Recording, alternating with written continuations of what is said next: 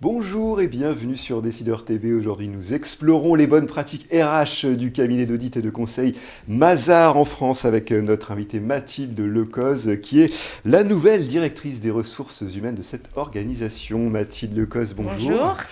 Alors, on le disait, vous êtes la nouvelle DRH de Mazars en France. Quels sont vos principaux chantiers pour les ressources humaines de cette entreprise ? Tellement nombreux. Je dirais le premier, c'est bien évidemment de faire en sorte que Mazars est une organisation attractive pour les candidats.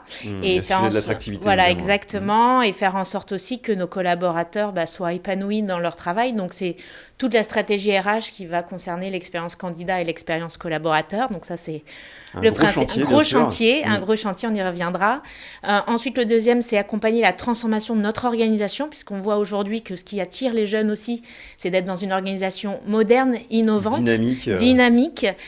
Donc, bien sûr, c'est l'environnement de travail, c'est la flexibilité, c'est les outils, avec d'autres parties prenantes. Mais ça, c'est le deuxième gros chantier. Et puis, un autre également, c'est l'accompagnement de la transformation de nos métiers. On sait que les métiers du chiffre se transforment énormément. Bien sûr, avec le digital. Et avec notamment. le digital, avec les robots, et même la position vis-à-vis de nos clients aussi, comment apporter toujours plus de valeur ajoutée avec Bien l'émergence sûr, de conseil. ces nouveaux outils. Exactement. Et ça nécessite d'accompagner les collaborateurs en termes de posture, en termes de compétences, en termes d'organisation du travail. Donc, on est attendu aussi là-dessus. Et le dernier, je dirais, c'est bien évidemment les enjeux de parité. Ouais, Dans nos métiers, on sait que c'est un sujet, on y travaille beaucoup, mais on a encore du chemin à faire pour qu'on puisse avoir une parité parfaite à tous les échelons de l'organisation. Et alors, quel a été l'impact du Covid sur la gestion RH de Mazars en France ? L'impact, effectivement, alors le premier, c'est qu'on était déjà très bien outillés avec tout ce qu'on fait en termes d'innovation sur le digital, qui fait qu'on avait les outils pour pouvoir continuer à œuvrer sur l'ensemble de nos missions à distance. Donc ça, c'était déjà extrêmement important. Je dirais que l'impact principal, c'est quand même si on le savait, c'est de nous repositionner là où on est attendu, c'est sur l'attention qu'on porte à nos collaborateurs. Et je pense que toute notre énergie, quelque part, s'est concentrée sur comment être sur le terrain au contact des animateurs, managers, animateurs, on va dire, de communauté, s'assurer que le moral était bon. On sait que ça a été très dur, et pour l'ensemble des Français aussi. Pour les collaborateurs comme pour les managers. Exactement, tout à fait, parce que je pense que chacun avait ses propres difficultés. Manager à distance a été très compliqué.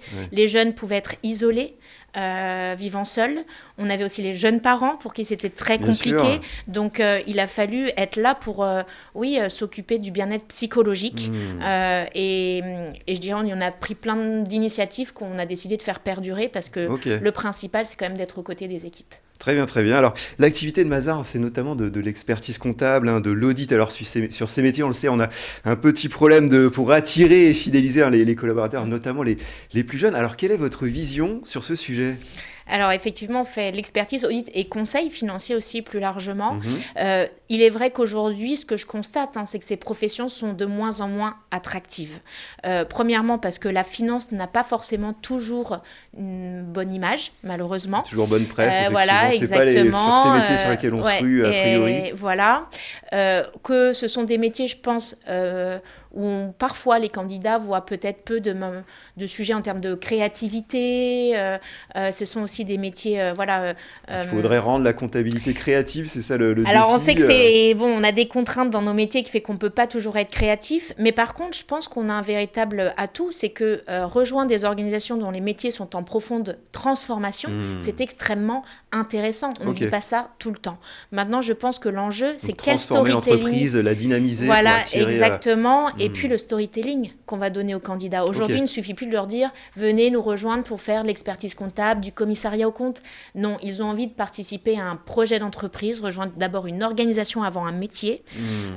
Et donc, je pense que c'est une aussi... marque employeur, finalement. Voilà, exactement. Je pense qu'effectivement, aujourd'hui, l'enjeu de la marque employeur singulière, différenciante, qui est un véritable contrat moral qu'on passe avec ses candidats collaborateurs, c'est aujourd'hui tout, je dirais vraiment l'enjeu d'attractivité et différenciant entre les cabinets. Alors Mazars est particulièrement innovant en matière de gestion RH. Par exemple, vous avez développé un chatbot de recrutement. Alors pouvez-vous nous décrire certaines de vos autres réalisations concrètes? Alors si on parle du recrutement pour commencer, parce qu'en fait des innovations, il y en a un peu sur toute la chaîne. Déjà, il faut savoir à qui on s'adresse. C'est vrai que dans nos professions, on recrute majoritairement des jeunes, donc des jeunes qui sont totalement digital natives. Donc aujourd'hui, penser les outils, la navigation sur les réseaux sociaux, sur un site carrière, comme c'est incontournable. Et je dirais même aujourd'hui, on va voir comment le monde numérique, l'e-commerce a complètement en fait quelque part transformé les comportements et les usages. Aujourd'hui, un candidat, il s'attend à retrouver sur un site carrière je dirais les mêmes codes que sur un site exactement. Le suivi de candidature. Tout le monde aujourd'hui suit son colis. Je veux pouvoir suivre ma candidature. Je veux pouvoir cliquer en un clic. Candidater en un clic, parce qu'on sait que aller sur un site, collaborateur, exactement. Donc comment on utilise les techniques du UX design lorsqu'on pense des sites carrières, et puis ensuite avec la batterie d'outils. Effectivement, aujourd'hui les jeunes sont très à l'aise pour communiquer avec des chatbots. Donc on en a un depuis quelques temps qui, au-delà de donner des conseils, permet aussi de faire matcher un CV avec des offres d'emploi pour aider en fait les candidats à s'orienter dans les différents métiers, ce qui n'est pas toujours évident non plus. Comment différencier les métiers. Mais on a aussi une autre start-up qui s'appelle Goshaba qui nous permet de faire des tests sur des compétences, des soft skills, pour rajouter cela à son dossier de candidature, pour dépasser un peu les CV. Exactement. Et puis je pense aujourd'hui, l'égalité des chances est un véritable enjeu aussi dans nos professions, alors que historiquement, on s'attachait à un bon diplôme qui voulait dire beaucoup de choses. Et puis, je peux vous donner un autre exemple, c'est on a Jig, donc, qui est un peu le Doctolib du recrutement. Comment, en fait, très facilement, prendre rendez-vous avec un recruteur en un clic, on reçoit un SMS. Aujourd'hui, en fait, ce sont des usages qu'on a... penser expérience collaborateur, c'est vraiment le message clé. En fait, je pense qu'un candidat est d'abord un bon ambassadeur. Même les candidats que vous n'allez pas recruter, si on maximise leur expérience candidat, ils nous recommanderont.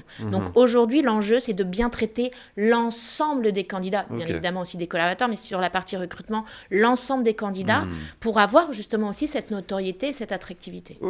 Alors quel est par ailleurs votre point de vue sur ce sujet de la parité et de la RSE dans les ressources humaines? Alors, c'est... On en parlait un peu bien sûr. Alors, je pense que c'est indispensable dans nos professions comme dans toute industrie. Je pense que nos professions, quand même, ont mis en avant que, on avait encore un manque de parité, notamment au plus haut niveau dans nos cabinets. C'est une profession assez masculine. Exactement. Alors, qui, historiquement, l'était. Il faut juste qu'on rattrape quelque part le retard.